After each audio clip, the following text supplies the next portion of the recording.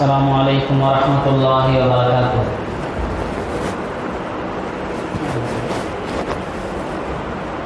الحمد لله وكفى والصلاة والسلام على عباده الذين اصطفى. ما بعد، فقد قال الله تبارك وتعالى في محكم تنزيل بعد أعوذ بالله من الشيطان الرجيم بفضل بسم الله الرحمن الرحيم. وعلم آدم الأسماء كلها ثم عرضهم على الملائكة فقال أنبئوني بأسماء هؤلاء إن كنتم صادقين. قالوا سبحانك لا علم لنا إلا ما علمتنا إنك أنت العليم الحكيم. صدق الله العلي العظيم. قال نبينا صلى الله عليه وسلم من يريد الله به خيرا يفقهه في الدين أو كما قال عليه الصلاة والسلام. எல்லா புகழும் புகழ்ச்சிகளும் அகிலங்களின் அதிபதியான வல்ல அல்லாஹுக்கே உரித்தாகட்டுமாக. அவனது சாந்தியும் சமாதானமும் நமது உயிருக்கும் உயிரினும் மேலான கண்மணி முஹம்மது முஸ்தபா ரசூலுல்லாஹி ஸல்லல்லாஹு அலைஹி வஸல்லம் அன்னவர்கள் மீதும், அன்னாரின் வழிவாழ்ந்து வழிகாட்டிய வல்லல் நபியின் பாசறையிலே வார்த்தெடுக்கப்பட்ட வல்லல் நபி தோழர்கள் மீதும், தாபிஈன்கள், தபஅ தாபிஈன்கள், இமாம்கள், நாதாக்கள், சுஹதாக்கள், சாலிஹீன்கள், குறிப்பாக இந்த ஜும்ஆவிலே அல்லாஹ்வின் அருளை பெற வேண்டி அமர இருக்கின்ற அனைவர்கள் மீதும் அல்லாஹ்வின் வற்றாக்கருணை என்றென்றும் நிறைவாகட்டுமாக. கண்ணியத்திற்கும் பிற மதிப்பிற்கும் மதித்தான அல்லாஹ்வின் நல்லடியார்களே, அல்லாஹு தஆலா இந்த உலகத்திலே பல கோடான கோடி படைப்புகளை அல்லாஹு தஆலா படைத்து வைத்திருக்கின்றான். அதிலே ஒரு படைப்பினம்தான் இந்த மனித படைப்பு.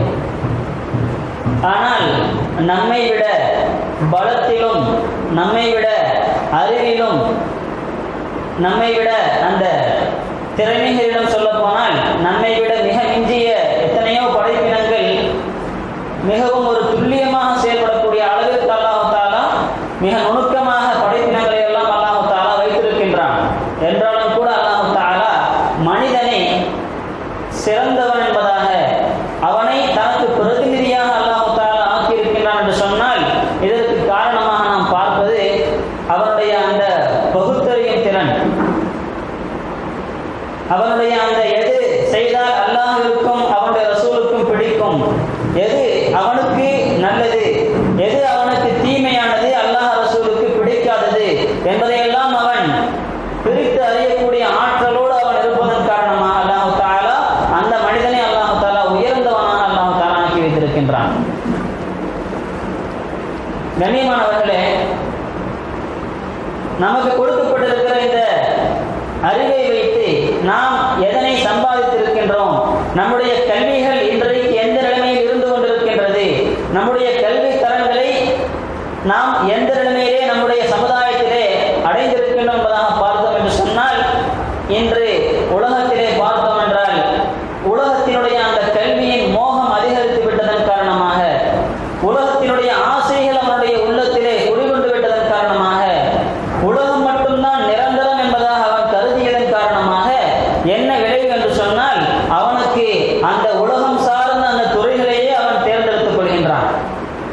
சாதாரணமான மனிதர்கள் எதை தேர்ந்தெடுப்பார்களோ அதை போலவே மனிதர்களில் சிறந்தவனான ஒரு முஸ்லிமானவன் கூட அதையே அவன் எடுக்கிறான் என்று சொன்னால், அவனுக்கும் இந்த இஸ்லாமியனுக்கும் வேறுபாடு இல்லாத ஒரு சூழ்நிலையை நாம் பார்க்க முடிகிறது. என்று சொன்னால், அவனுக்கு இந்த உலகம் இருக்கிறது, அவனுக்கு சொர்க்கத்தை போல அவன் என்ன விரும்புகின்றானோ, அவனுடைய மனம் எதை விரும்புகின்றதோ அதை அவன் செய்து கொள்வதற்கு அவனுக்கு இந்த உலகத்திலே இடம் உண்டு. ஆனால் ஒரு இஸ்லாமியனாக வாழக்கூடியவன், ஒரு முஸ்லிமாக வாழக்கூடியவன், அவனுக்கு என்று ஒரு கட்டுப்பாடுகள் இருக்கிறது இந்த உலகத்திலே. அந்த கட்டுப்பாடுகளை அவன் மேற்கொள்ள வேண்டும். அவனுடைய அந்த எல்லா முன்னோக்குதல்களும் மறுமையை நோக்கியதாக இருக்க வேண்டும். உலகத்திலே அவனுடைய தேவைகளுக்கு ஏற்ப அத்துணை விஷயங்களையும் அவன் பயன்படுத்திக் கொள்வதற்கு அனுமதி அளிக்கப்பட்டிருக்கிறான். உலகத்தினுடைய விஷயங்கள், உலகத்தினுடைய கல்விகள் அத்துணையும் அவனுக்கு தேவையான அளவிற்கு அவனுக்கு பெற்றுக்கொள்வதற்கு மார்க்கம் அனுமதிக்கின்றது. ஆனால் இன்றைக்கு நிலைமை எவ்வாறு ஆகிவிட்டது என்று சொன்னால், அல்லாஹ்வை மறந்து, அவனுடைய அந்த குர்ஆன் ஹதீஸ்களை மறந்து, அவனுடைய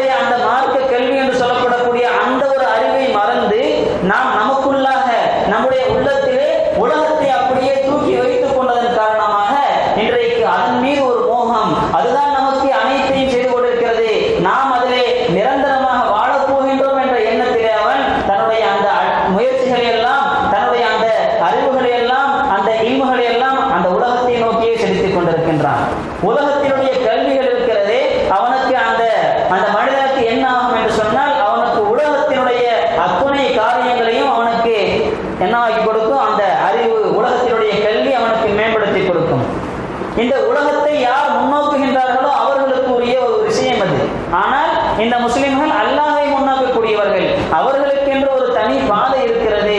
அந்த அந்த மார்க்கத்தோடு சேர்ந்து அந்த உலகத்தை கட்டான் என்று சொன்னால் அந்த மனிதன் இம்மையிலும் மறுமையிலும் சிறந்தவனாக இருக்கின்றான். அல்லாஹ் தஆலா ஒரு இடத்திலே சொல்லுவான், அதாவது இந்த மக்கள் இருக்கின்றார்களே, அவர்கள் இந்த உலகத்தையே அவர்கள் கேட்டுக் கொண்டிருக்கிறார்கள். ரப்பனா ஆத்தினா, அந்த துஆவில் அல்லாஹ் தஆலா அந்த ஆயத்தினுடைய வரிசையின் தொடரில் அல்லாஹ் தஆலா சொல்வான், நம்ம போதனாலே ரப்பனா ஆத்தினா ஃபித் துன்யா ஹஸனத்தன் வ ஃபில் ஆখিরাতি ஹஸனத்தன் வ கினா அஸாபன்னார் என்ற துஆ ஓதுவோம். அதற்கு மேல் ஆயத்தில் அல்லாஹ் தஆலா சொல்வான், இந்த உலகத்தை மட்டுமே கேட்கக்கூடிய சில நபர்கள் இருக்கின்றார்கள் என்பதாக சொல்லிவிட்டு, அவர்களுக்கு இந்த உலகம் மட்டுமே கதி என்பதாக சொல்லிவிட்டு, சிலர்கள் இப்படி கேட்பார்கள் என்பதாக சொல்லி நல்லவர்களை அடையாளப்படுத்தும் விதமாக அல்லாஹ் தஆலா இந்த உலகத்திலும் எனக்கு நலவை நீ கொடுப்பாயாக, நாளை மறுமையிலும் நலவை கொடுப்பாயாக என்று பிரார்த்திக்குமாறு அல்லாஹ் தஆலா நம்மை படிக்கின்றான்.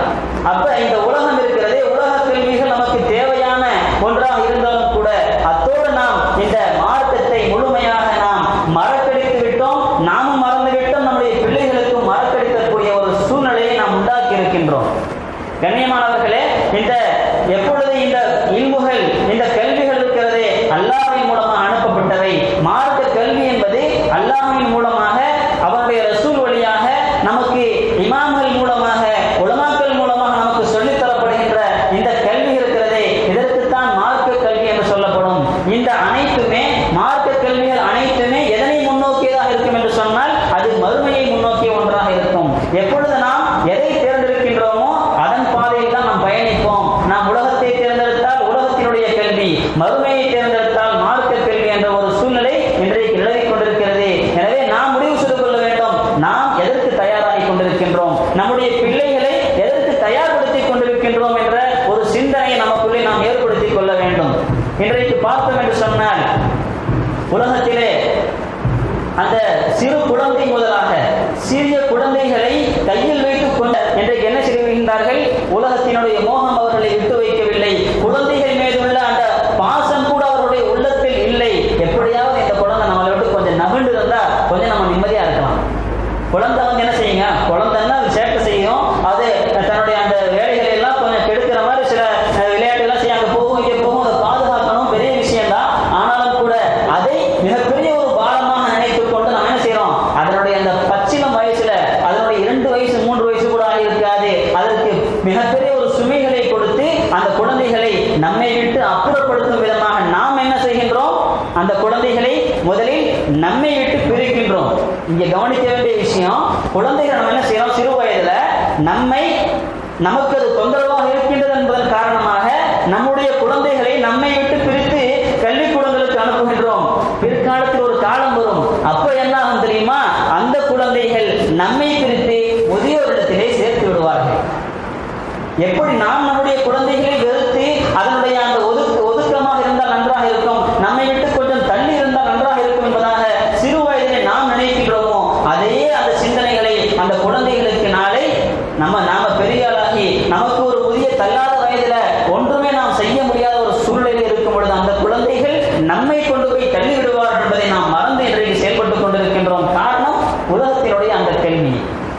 அதே ஒரு மனிதன் அந்த குழந்தைக்கு சிறு வயது முதலாக நாம இன்றைக்கு எப்படி அந்த யூகேஜில எல்கேஜில அதுக்கு முன்னாடி ப்ரீகேஜின்னு ஒண்ணு வச்சு அப்படியே அந்த குழந்தைகளை இந்த உலகத்தின் பக்கமே நாம் செலுத்திக் கொண்டிருக்கிறோமோ, அப்படி இல்லாம சிறு வயது முதலாக அந்த குழந்தைகளுக்கு அல்லாஹ் ரசூலை பற்றி சொல்லிக் கொடுத்து கலிமாக்களை அதனுடைய வாயிலிருந்து ஒளிவதை கேட்டு சந்தோஷப்பட்டு நம்ம எப்போ இந்த குழந்தைகளை நாம் மதரசாக்களுக்கு அனுப்புகின்றோமோ, குழந்தைகளை தீனுடைய கல்வியை அதற்கு புகட்ட வேண்டும் என்ற ஒரு ஆசையை அதனை நாம் அனுப்புகின்றோமோ, அப்பொழுது என்ன ஆகும் என்று சொன்னால் அந்த குழந்தைகள் அல்லாஹ் ரசூலுடைய அந்த பயத்தின் காரணமாக, அல்லாஹ் ரசூலுடைய அந்த பிரியத்தின் காரணமாக, அல்லாஹும் ரசூலும் நமக்கு நம்முடைய பெற்றோர்களை பாதுகாக்க சொல்லியிருக்கிறார்கள், நம்முடைய பெற்றோர்களை மதிக்க சொல்லியிருக்கிறார்கள் என்பதாக அந்த குழந்தை அதனுடைய சிறு வயது முதலாக தன்னுடைய உள்ளத்திலே பசுமரத்தாணி போல அது பதிய வைத்துக் கொண்டு நாளை நமக்கு என்ன நேர்ந்தாலும் சரி நம்முடைய மௌத்து வரை அந்த குழந்தை நம்மை பாதுகாக்கக்கூடிய ஒரு குழந்தையாக நமக்கு கிடைக்கும்.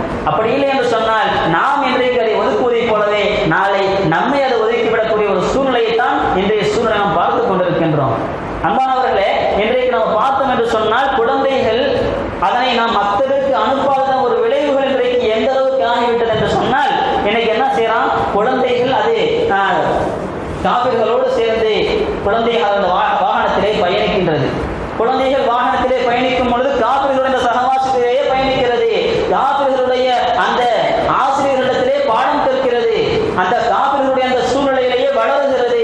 இப்படி இருக்கக்கூடிய ஒரு சூழ்நிலையில எப்பொழுதுமே குழந்தைகளுக்கு சின்ன வயசுல தொட்டில் பழக்கம் சுடுகாடு மட்டும் சொல்லுவாங்களே இல்லையா, அது உண்மைதானே.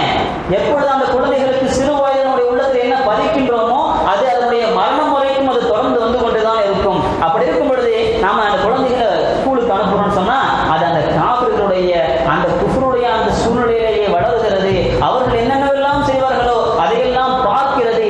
பார்த்து படம் எடுத்து தன்னுடைய மனதிற்குள்ளே பதிய வைத்துக் கொள்கிறது.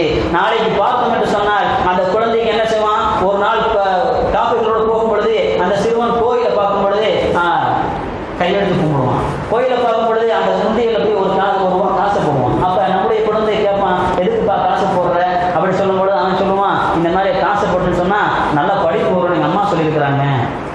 இந்த மாதிரி நான் சாமியை கும்பிட்டா நல்ல ஒரு படிப்புகள் நல்ல கல்வி வரும் எங்க அம்மா சொல்லியிருக்கிறாங்கன்னு சொல்லி அந்த குழந்தைகளுக்கு அவன் கற்றுத்தரும் பொழுது அதையே அவன் மனதிலே பதிய வைத்துக் கொள்கிறான். அப்பொழுது அல்லாஹ் ரசூலுடைய அந்த சிந்தனைகளுடைய உள்ளத்திலிருந்து அப்பொழுதிலிருந்தே எடுக்கப்படுகிறது என்று நாம் பார்க்க முடிகிறது. அப்படி என்ன செய்யலாம், அப்படி சில நபர்கள் என்ன செய்யறாங்க சொன்னால் குழந்தைகளிலேயே காபிர்களுடைய சூழ்நிலையின் காரணமாக சிலைகளை கூட வணங்கக்கூடிய ஒரு சூழ்நிலைகள் அந்த இவன் என்ன செய்யறான், அது அந்த பயணம் மாதிரியே கையெழுத்து கும்பிடக்கூடிய சூழ்நிலைகள்லாம் இருந்து கொண்டுதான் இருக்கிறது.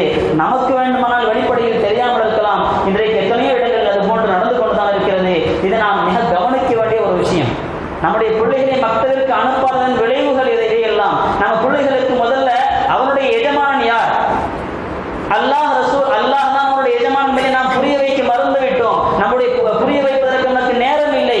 எனவே இப்படி எல்லாம் காரணம் சொல்லி அந்த பிள்ளைகளை உதாசீனப்படுத்தியதன் விளைவு அவன் அந்த குஃப்ருடைய சூழ்நிலையிலேயே வளரக்கூடிய ஒரு சூழ்நிலை நமக்கு இருந்து கொண்டிருக்கிறது. அல்லாஹ் காப்பாற்ற வேண்டும். அப்படியே பார்க்கும் பொழுது அடுத்து என்ன செய்யறான்னு சொன்னா அந்த குழந்தைகள் அப்படியே அடுத்து அந்த பெற்றோர்களை என்ன செய்யறான், அந்த ஒரு மதிக்காத ஒரு சூழ்நிலைகளை அவன் தன்னுடைய மனதிற்குள்ளே ஏற்படுத்துகின்றான்.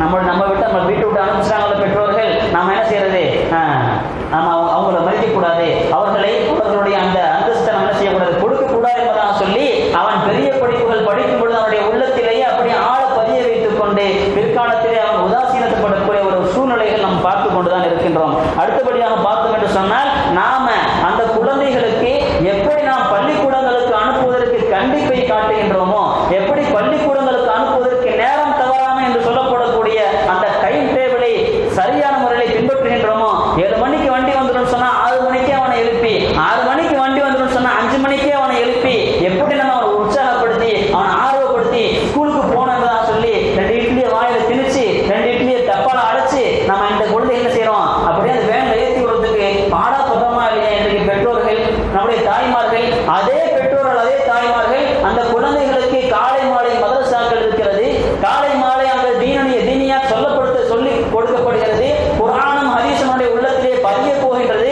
நாம் அதற்கு முயற்சி செய்ய வேண்டும், நாம் அதற்கு உறுதுணையாக இருக்க வேண்டும், நாம் அதற்கு அந்த குழந்தைகளுக்கு நாம் தான் அதற்கு மிகப்பெரிய ஒரு முன்னுதாரணமாக இருக்க வேண்டும் என்ற அடிப்படையிலே எப்பொழுது அவர்கள் குழந்தைகளை அந்த ஆர்வத்தோடு அதைவிட மிக ஒரு படி மேலான ஆர்வத்தோடு நாம் அனுப்பும் பொழுது அந்த குழந்தைகள் செய்யலாம் சொன்னா, ஆஹா ஒன்னே மதரசாவுக்கு போனா அக்கா அம்மா அடிப்பாங்கன்னு சொல்லி ஒன்று அப்படிங்கிற ஒரு சூழ்நிலையில அந்த குழந்தை செய்வான், மதரசாவுக்கு வருவான். அப்படின்னு சொன்னா இங்க வந்து அந்த சூழ்நிலையை அவன் பழகும் பொழுது ஆஹா இவ்வளவு நல்ல விஷயங்கள் நமக்கு சொல்லித்தரப்படுகின்றது என்ற அந்த ஒரு எண்ணம் அந்த குழந்தைகளுக்கு ஏற்பட்டுன்னு சொன்னா குழந்தை பெற்றோருடைய கண்டிப்பும் குழந்தைகளுடைய அந்த ஆசை ஆர்வங்களும் சேரும் பொழுது அந்த குழந்தை மார்க்கத்தினுடைய ஒரு குழந்தையாக உருவாகின்றான். அப்படி இல்லை என்று சொன்னால் மார்க்கம் தவறிய மார்க்கத்தை விளங்காத ஒரு குழந்தையாக அவன் கடைசி வரைக்கும் வளர்ந்து விடுகிறான். கடைசியாக வளர்ந்து விட்ட பிறகு என்ன தெரியுமா சொல்லுவான் அந்த பையன், கடைசியாக வளர்ந்து விட்ட பிறகு நம்முடைய அந்த மார்க்க சட்டங்கள் எல்லாம் ஒண்ணுமே தெரியாது, அந்த பையனுக்கு ஒண்ணுமே நம்ம தான் சொல்லிக் கொடுக்கவில்லையே. நமக்கு கூட இன்றைக்கு பலருக்கு குளிப்பு கடமை அப்படின்னு ஒண்ணு இருக்குது, குளிப்பு கடமை என்று ஒண்ணு இருக்குது என்பதாக நமக்கு இன்றைக்கு நிறைய பேருக்கு தெரியல. குளிப்புங்கிறது நம்முடைய மனைவியோடு சேர்ந்தாலோ நமக்கு இஹ்திலாம் ஏற்பட்டாலோ குளிப்பது கடமை. அப்படி குளிக்கவில்லை என்று சொன்னால் நாம் பாவத்திலே இருக்கிறோம், நாம் பாவியாக இருக்கிறோம் என்ற ஒரு சிந்தனை கூட நமக்கு இல்லாத ஒரு சூழ்நிலை நாம் இருக்கும் பொழுது அந்த குழந்தைக்கு நம்ம மார்க்கத்தை என்ன சொல்லி தர போகிறோம்? நமக்கே இன்றைக்கு அந்த மார்க்கத்தினுடைய அந்த சிந்தனைகள் மார்க்கத்தினுடைய அந்த விளக்கங்கள் இல்லாத போது நம்முடைய குழந்தைகளுக்கு நம்மை போலவே அவனை வளர்த்து விடுகிறோம். நாம இன்னைக்கு காலைல வெள்ளனமா சீக்கிரமாக பஜருக்கு எந்திரிச்சு சொல்லக்கூடிய ஒரு சூழ்நிலை நமக்கு இருந்து சொன்னா நம்முடைய பிள்ளைகளையும் அதே போல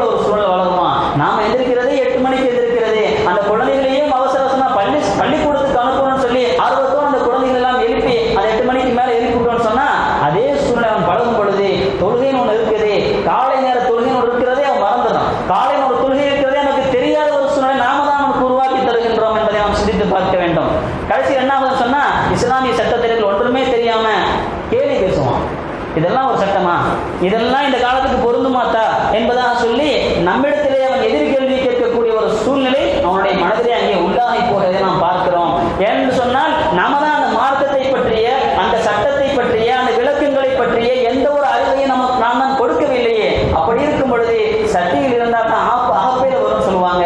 அதே போல அவருடைய உள்ளத்தில் என்ன இருக்கிறதோ அதுதான் அந்த குழந்தைகள் பிற்காலத்தினுடைய உள்ளத்திலிருந்து வெளிப்படும். நாம குழந்தைகளுக்கு மார்க்கத்தை ஊட்டி வளர்த்திருந்தோம் என்று சொன்னால் மார்க்கத்தினுடைய அந்த அவசியங்கள், மார்க்கத்தினுடைய ஒழுக்கங்கள், அதனுடைய அந்த தாத்பரியங்களை சொல்லி வளர்த்திருந்தோம் என்று சொன்னால் அவனிடத்திலே நாளை கேட்கும் பொழுது, அவன் நாளை மற்றவரிடத்திலே சொல்லுது, அந்த ஒரு கண்ணியத்தோடு மார்க்கத்தை பற்றி பேசுவான், அந்த ஒரு கண்ணியத்தோடு நம்மிடத்தில் நடந்து கொள்வான், அந்த கண்ணியத்தோடு மற்றவரிடத்திலே பழகுவான். அப்படி இல்லாத போது அவன் மாற்றர்களை பார்த்து பார்த்து வளர்ந்து அதே போன்ற ஒரு சூழ்நிலையை தனக்குள்ளே உண்டாக்கி தனக்கென்று ஒரு உலகத்தை உருவாக்கி அவன் செய்து கொண்டிருப்பான் சொன்னால் அதிலேயே அவன் வளர்ந்து வந்து கொண்டிருப்பான். அப்படி இருக்கிற சூழ்நிலையில மார்க்கத்தில் ஒரு சட்டம் அவனுக்கு சொன்னோன்னு சொன்னா இந்த மாதிரி சட்டம் இருக்குப்பா என்பதாக அவருடைய ஒரு கட்டத்துக்கு மேல போய் சொன்னான்னா இதெல்லாம் இன்றைக்கு பொருந்தக்கூடிய ஒரு அறிவுக்கு பொருந்துமா, இன்னைக்கு அறிவுக்கு பொருந்துமான்னு சொல்லி ஒரு கூட்டம் ஒதுக்கிட்டாங்களா இல்லையா?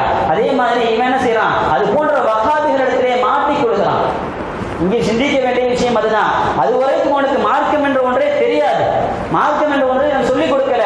கடைசியில் அவன் வளர்ந்து வரும் பொழுது அறிவை அவனுக்கு அங்கே ஆதாரமாக சொல்லித் தரப்படுகிறது. அந்த ஒரு கூட்டத்தினரிடத்திலே, அந்த ஒரு குழுவினிடத்திலே அவன் என்ன செய்யறான் சொன்னா, ஆஹா இதுதான் அறிவுக்கு பொருத்தமாக இருக்கிறது, இதுதான் நம்முடைய அறிவு ஒத்து போகிறது என்பதாக சொல்லி அறிவிற்கு அங்கே முன்னுரிமை கொடுக்கிறான். எப்பொழுது அறிவிற்கு முன்னுரிமை கொடுக்கிறானோ மார்க்கம் அங்கிருந்து சென்றுவிடும். மார்க்கத்திலே அறிவுக்கு எந்த ஒரு வேலையும் கிடையாது.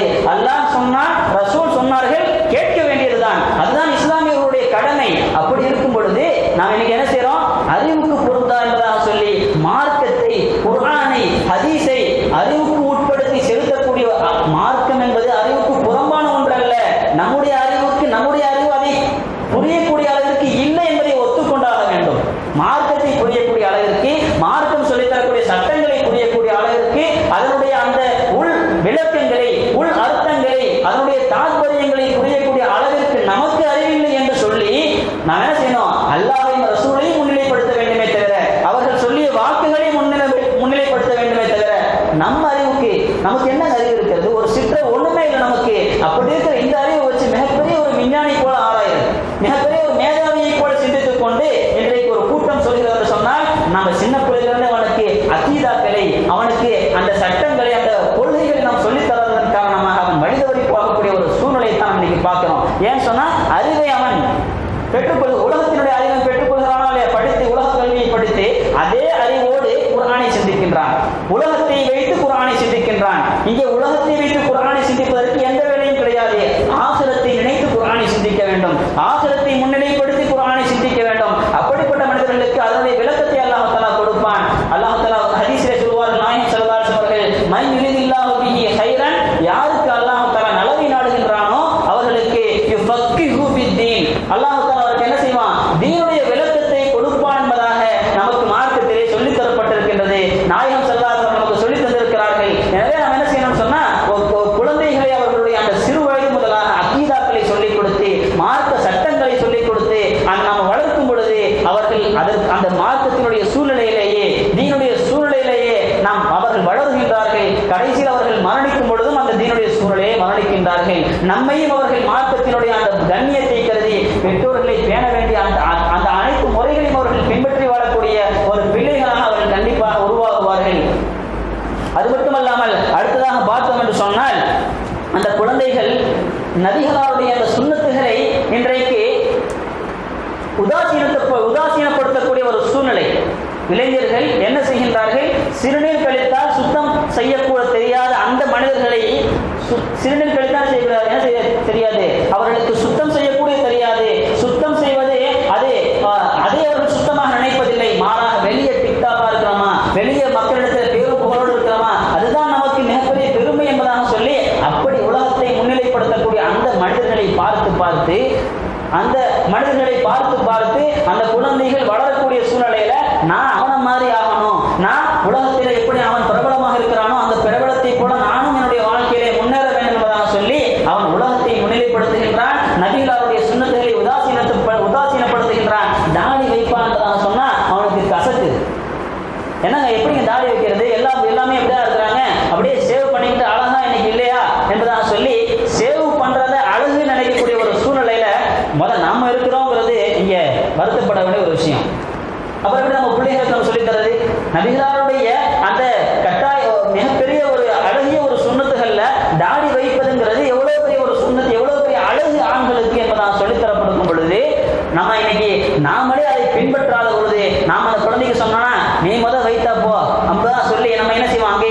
உதாசீனப்படுத்துவான்.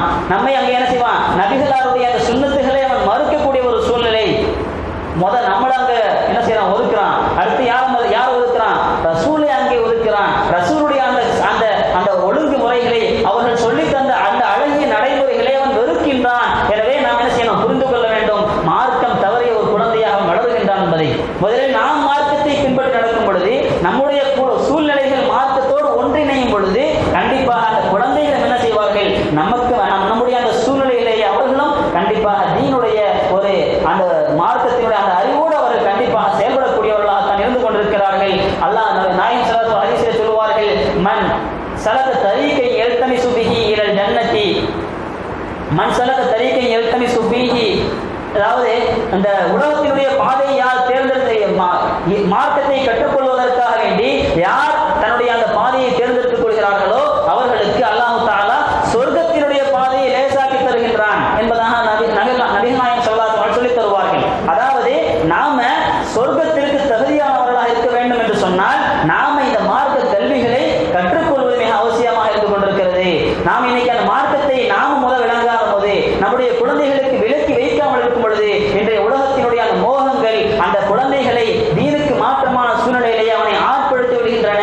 எனவே நாம் என்ன செய்யணும்? அந்த குழந்தைகளுக்கு அவர்கள் சிறு வயதாக இருக்கும் பொழுதே நாம் என்ன செய்யணும்? நம்ம அந்த குழந்தைகளுக்கு தீனை புகட்ட வேண்டும். அந்த நம்முடைய பள்ளிவாசல்களிலே மக்தப் மதரசாக்கள் என்று ஆரம்பிக்கப்பட இருக்கிறது இன்ஷா அல்லாஹ். அந்த மக்தப் மதரசாக்களிலே முதலில் நம்முடைய குழந்தைகளை என்ன செய்ய வேண்டும்? ஆர்வமாக அனுப்ப வேண்டும். குழந்தைகள் பெற்றோர்கள் கண்டிப்பாக இருந்தார் என்று சொன்னால், பெற்றோர்களை பள்ளிக்கூடத்திற்கு அனுப்புவதற்கு எவ்வளவு கண்டிஷனாக, எவ்வளவு கட்டுப்பாடாக அந்த குழந்தைகளை வைத்திருக்கிறார்களோ அதே அந்த கண்டிப்போடு அந்த குழந்தைகளை மதரசாவிற்கு அனுப்பக்கூடிய விஷயத்திலும் இருந்தார்கள் என்று சொன்னால் கண்டிப்பாக அந்த குழந்தைகளுக்கு இந்த மக்தப் மதரசாக்கள் என்பது மிகப்பெரிய ஒரு தீனுடைய விளக்கங்களை தரக்கூடிய மிகப்பெரிய ஒரு கேந்திரமாக திகழ்ந்து கொண்டிருக்கிறது. இந்த மக்தப் மதரசாக்கள் எப்பொழுது உயிர் பெற்று விடுகிறதோ அப்பொழுது ஆலிம்களும் உலமாக்களும் உலகத்திலே கண்டிப்பாக மிகப்பெரிய ஒரு அளவிலே பெருகுவார்கள். எப்பொழுது நாம இதை புறக்கணிக்கின்றோமோ, மக்தப் மதரசாக்களை உதாசீனப்படுத்துகின்றோமோ, அப்பொழுது நமக்கு மத்தியிலே ஆலிம்கள் குறைந்து விடுவார்கள். மார்க்க அறிவை தெரியக்கூடியவர்கள் குறைந்து விடுவார்கள். ஏனென்று சொன்னால் கியாமத் நாளுடைய அடையாளத்திலே ஒரு அடையாளம் என்னவென்று சொன்னால் மார்க்கத்தினுடைய கல்விகள் உயர்த்தப்பட்டுவிடும், மார்க்கத்தினுடைய ஆலிம்கள் உயர்த்தப்பட்டு விடுவார்கள். இன்றைக்கு ஆலிம்கள் குறைந்து கொண்டு வரக்கூடிய ஒரு சூழ்நிலை நமக்கு கியாமத்தை நெருக்கி வைத்துக் கொண்டிருக்கிறது என்பதை நாம் கண்டிப்பாக சிந்தித்து பார்க்க வேண்டிய ஒரு விஷயமாக இருந்து கொண்டிருக்கிறது. எனவே நாம் நம்முடைய குழந்தைகளை கண்டிப்பான முறையிலே என்ன செய்ய வேண்டும்? மதரசாக்கள் இன்ஷா அல்லாஹ் ஒரு அடுத்த மாதத்திற்குள்ளே இன்ஷா அல்லாஹ் துவங்கிவிடும். கண்டிப்பாக நம்முடைய குழந்தைகளை அதிலே நாம் சேர்க்கும் பொழுது நம்முடைய குழந்தைகள் தீனுடைய சூழ்நிலையை வளருவதற்கும், நம்மை மதித்து நடப்பதற்கும், மார்க்கத்தை மதித்து நடப்பதற்கும், அந்த குழந்தைகள் நாளை சுவனத்திற்குரியவர்களாக ஆகுவதற்கும் கண்டிப்பாக அது துணையாக இருக்கும் என்பதை நம்முடைய உள்ளத்திலே பதிய வைத்துக் கொண்டு அல்லாஹ் தஆலா நம் அனைவர்களையும் மார்க்கம் தெரிந்தவர்களாக, மார்க்கத்தை நம்முடைய குழந்தைகளுக்கு சொல்லிக் கொடுத்த ஒரு நல்ல பெற்றோர்களாக அல்லாஹ் நம் அனைவர்களையும் ஆக்குவானாக. நாளை வறுமையிலே நாம், நம்முடைய குடும்பங்கள், நம்முடைய சந்ததிகள் அனைவர்களும் ஒன்றாக சேர்ந்து சுவனத்திற்கு செல்லக்கூடிய ஒரு நற்பாக்கியத்தை அல்லாஹ் தஆலா நம் அனைவர்களுக்கும் தந்தருள் புரிவானாக. வாஹிரு தஅவானா அல்ஹம்துலில்லாஹி ரப்பில் ஆலமீன். அஸ்ஸலாமு அலைக்கும் வரஹ்மத்துல்லாஹி